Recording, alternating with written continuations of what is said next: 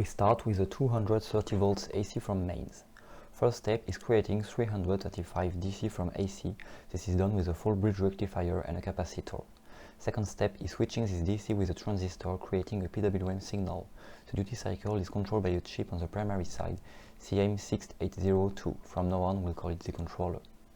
The PWM signal is sent to a transformer, and from there we get to the secondary side. On the secondary side of the transformer, we get a quite complicated voltage. You can see it on this oscilloscope screenshot I took, more or less a sine wave. In a power supply, there are two sides, the primary connected to mains, and the secondary where the outputs are. These two sides are very clearly separated. There is no electrical connection between them. Energy is sent magnetically and signals optically. The last step is to filter this AC on the secondary side for each different voltage. What happens when we start to draw current? Voltage drops. We need a feedback, a way to tell the controller to increase the duty cycle because more energy is needed. This is done by looking at the voltage on the voltage divider on the 12-volt rail. We'll call it VD. VD is then fed to the controller through an optocoupler.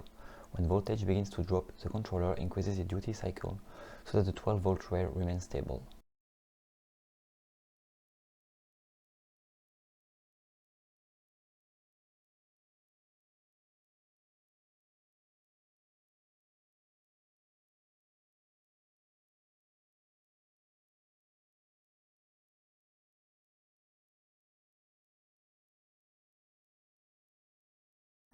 With theory out of the way, let's see how to hack all this.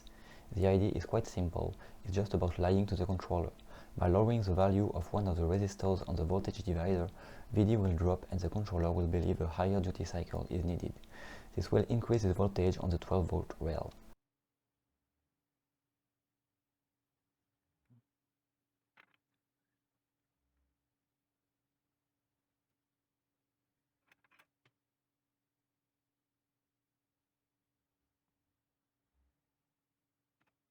But an obstacle is standing in our way. There is another chip on the secondary side, PS224A. We'll call it the monitor. The monitor will shut down the power supply if the 12-volt rail gets over 13.5 volts. We need to silence it as we are going to bring the 12 volt to 14.7 volts. To do this, we just have to short circuit the optocoupler on the primary side.